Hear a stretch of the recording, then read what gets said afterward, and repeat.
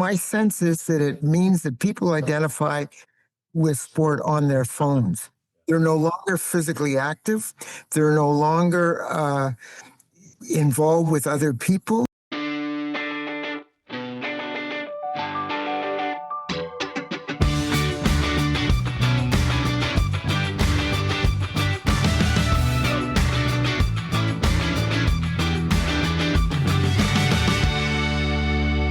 Back on Closer Look on this Tuesday, March 24th with Michael Friscolanti. I'm Scott Sexsmith.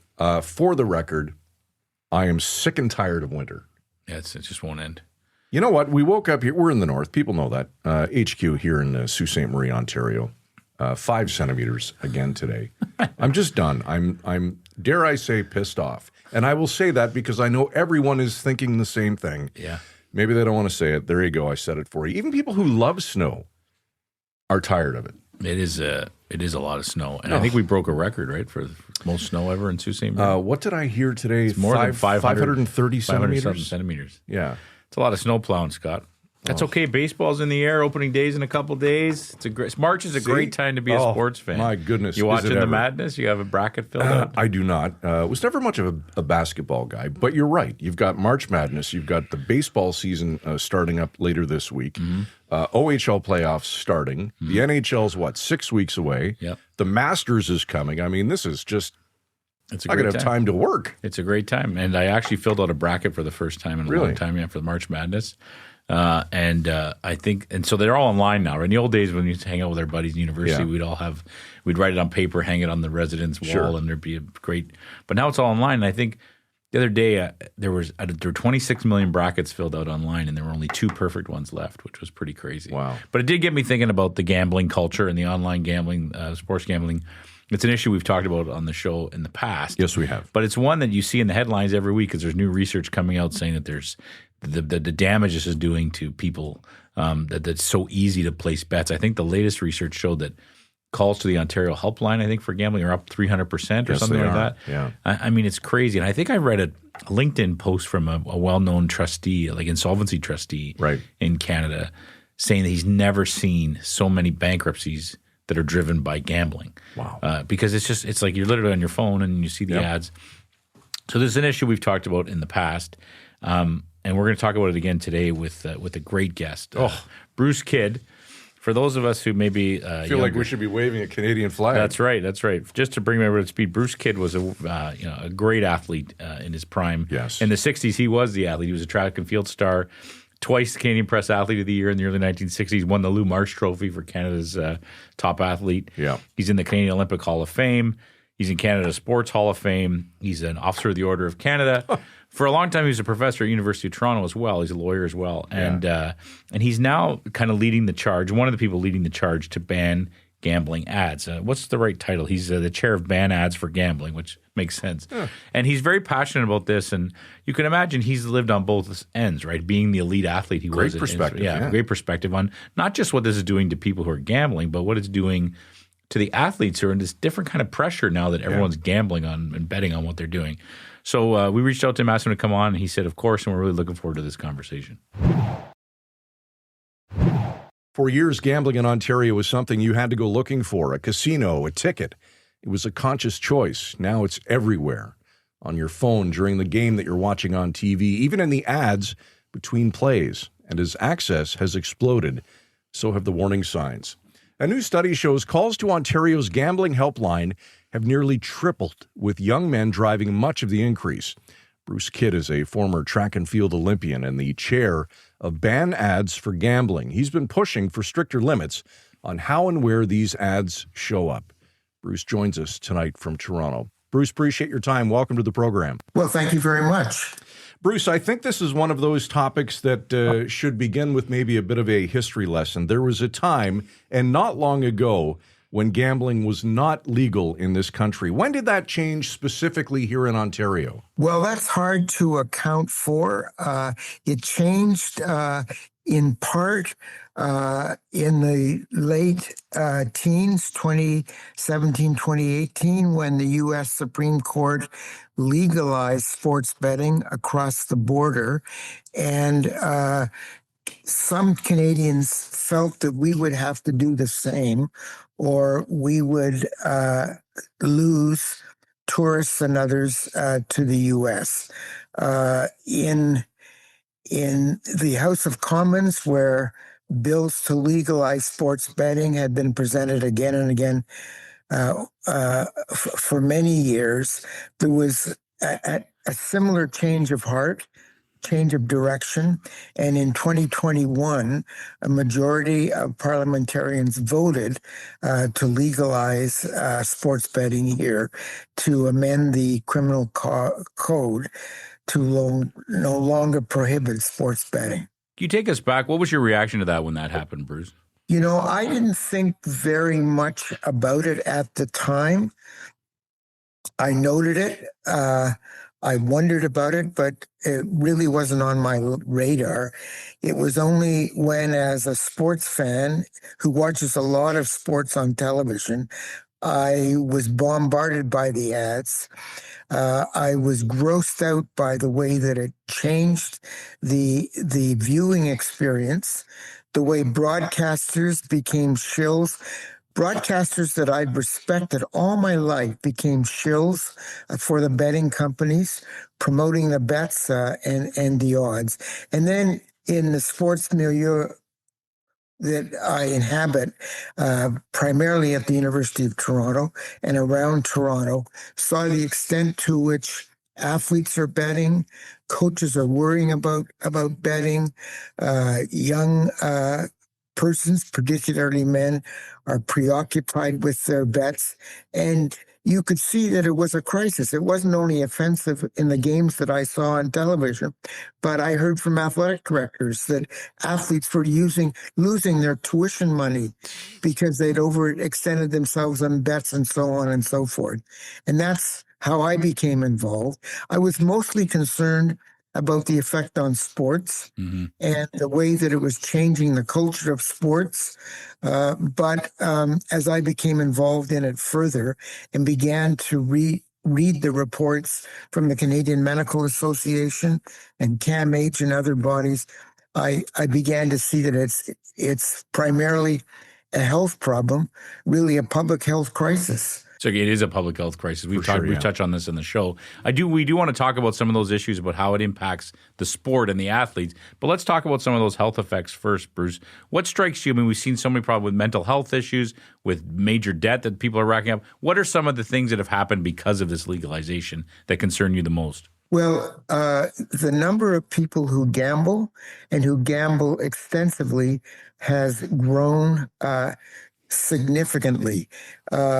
In the years before legalization, Statistics Canada estimated that 1.3% of Canadians were involved in sports betting and were considered problem gamblers.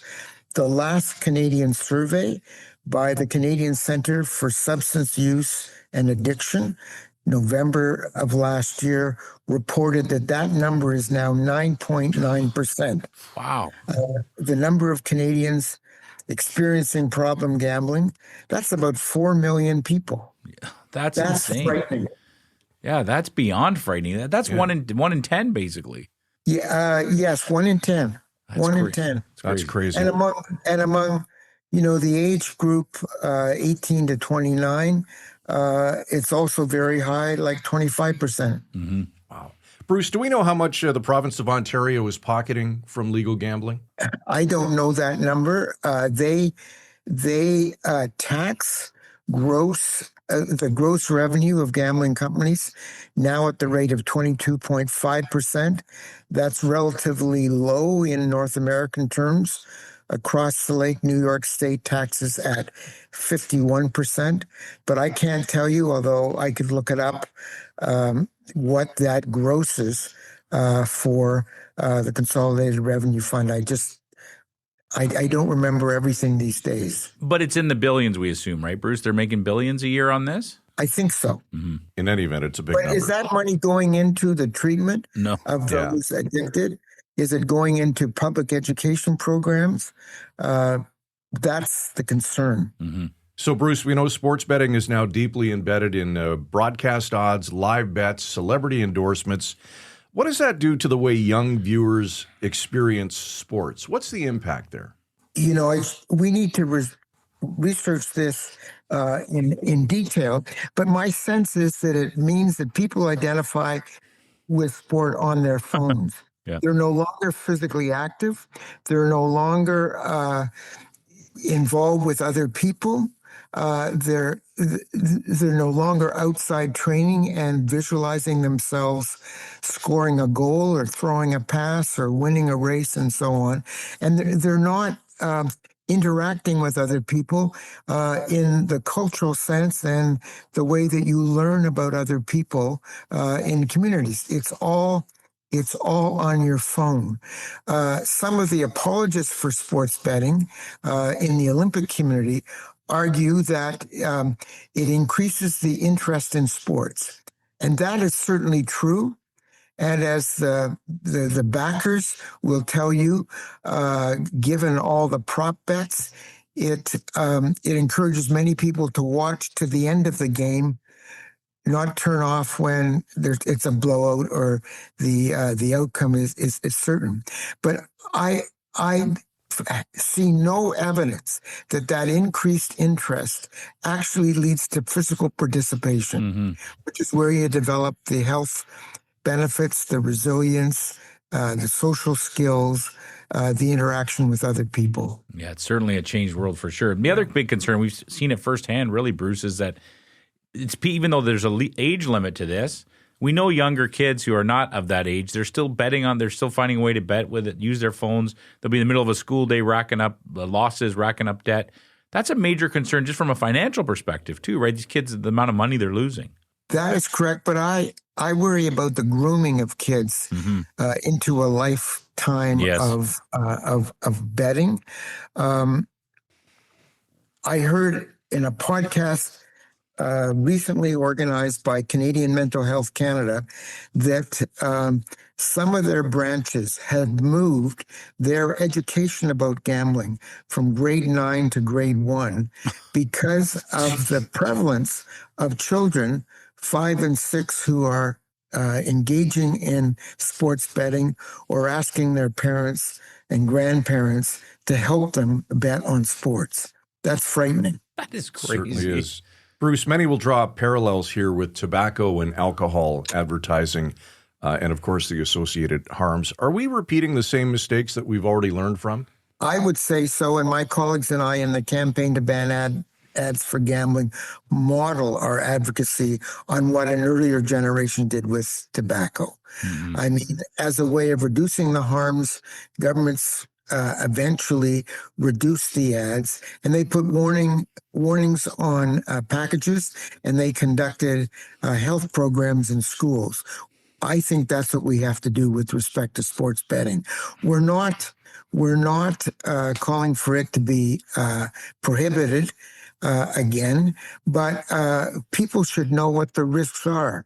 At the moment, it's celebrated. At the moment, it's normalized. At the moment, people think there's nothing wrong with it, and we've got to change those perceptions. I hate to point out one person in particular, but the ad I keep seeing features Connor McDavid for when he's advertising for. How much does that concern you that such an elite athlete like Connor McDavid is pushing this product? And have you ever had a chance to speak to any of these athletes? You're an athlete yourself, to speak to these athletes about the harm that this does? Not to Connor McDavid and not to any current athlete. And I'm sorry about that. There are athletes, former Olympic athletes, former professional athletes who certainly agree with us. But the current generation, and part of this is their collective agreements with the leagues that are part of the industry, that they won't say anything negative about betting. Bruce, what impacts does legalized gambling have on these athletes? There must be all kinds of different pressures now. Well, yes, there are. Number one, there's enormous pressures to manipulate the results. Not so much. I can't imagine. I mean, a guy like Connor McDavid making what he's making has no financial incentive to manipulate the outcome or throw a game. But you talk to people from the RCMP and other investigators of crime, what they point to are players who are not paid very well. Who are induced to make some extra money by manipulating a game so that someone can win a prop bet. And to the international conferences that I go to, the sport that's most frequently affected is tennis, where below the top 100 players don't make very much. They have to pay their travel and other expenses out of pockets, and it's easy. It's easy to fix a game. Lower tiers of soccer is another one that's targeted for that. So the corruption in the form of cheating, in the form of game manipulation, is now a huge risk. I would say the other factor is the abuse of athletes who disappoint bettors, and bettors scream at them or threaten them. Often when they're athletes of color in racist terms, and there are a number of well-documented cases in Canada with professional teams.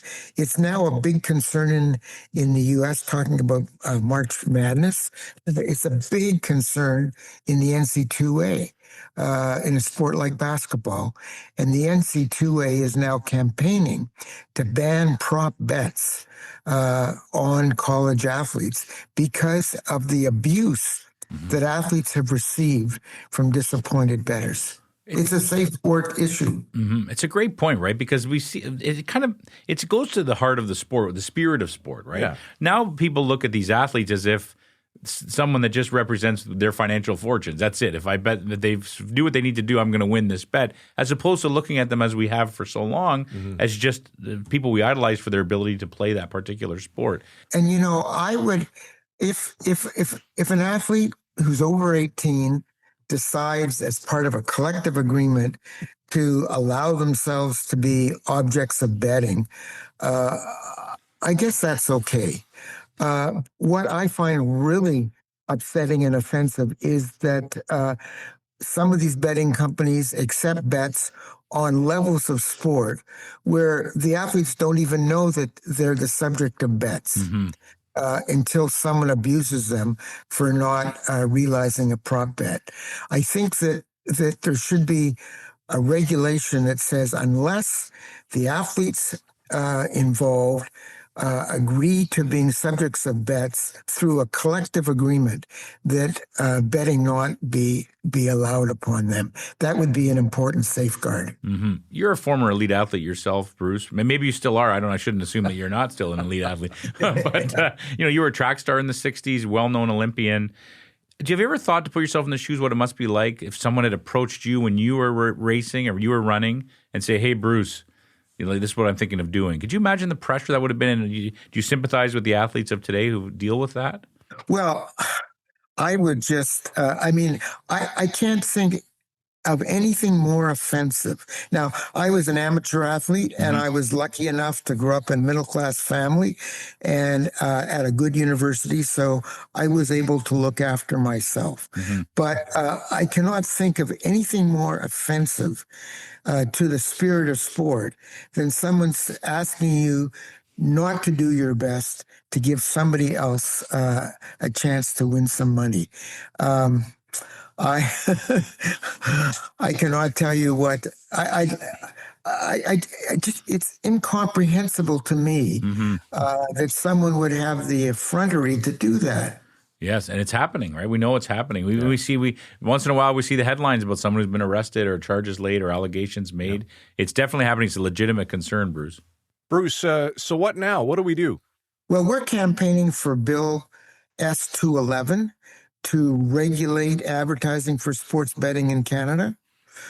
We're also campaigning that Canada sign the Macklin Convention against the manipulation of sports competition, so that in the criminal code there would be prohibitions against the fixing that we're talking about right now, and would give the federal government more powers of public education, so that it would have a better legal framework in this complicated federal country to do what the tobacco regulations now do, allow messages, truthful messages about the risks to be inserted in messages about sports gambling. So that's what we're trying to do, and we're working with community agencies to try to develop effective education about the harms of sports betting, to denormalize this mystique that currently exists, that it's a harmless form of entertainment. I mean, if 4 million people are addicted, we've got to address that. It's a major issue. So just to be clear, in a perfect world, there would be no gambling ads from as far as your organization is concerned. There'd be none allowed? That is correct. That makes sense. And who in the highest level of power have you been able to sit down and speak to about this, Bruce? Have you been able to get a cabinet minister's ear in Ontario or in Canada? We've talked to, we're lobbying the federal government. It's an interesting, the bill was initiated by Senator Marty Deacon, a former Olympic leader, and unanimously approved by the Senate, and it's now in the House of Commons. We would like to see it a government bill, but we are told that given the polarization of the House of Commons right now, it's probably better if it's a private member's bill, so that members from all sides can vote on their conscience, and it's going ahead on that basis. We have we've talked to people at the senior political and civil service level about implementation when passed, so we're encouraged. Well, you are a marathon runner, so you understand how things can take some time. So that's a good background to have. Can I ask you, Bruce, what about the argument that we just ban this gambling? Say it was a terrible mistake. We shouldn't have done this. We're going to do it. Stop doing it. Do we not do that because people will just find other ways to gamble online and use other platforms and not ones regulated by Ontario, for example? I wish we had a serious public debate about that. I think the consensus is that the horse is out of the barn and we'll never be able to put it back. So let's talk about minimizing the harms rather than reversing that. So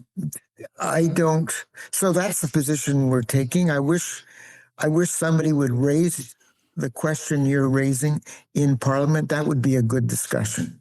Well, sometimes we go all the way to Parliament, Bruce. We have that kind of sway, and I'm just kidding. We don't at all. But actually having you on the show is good. It's a great educational opportunity. A lot of people listen to the show, watch the show, will listen, and maybe think about things that they didn't beforehand.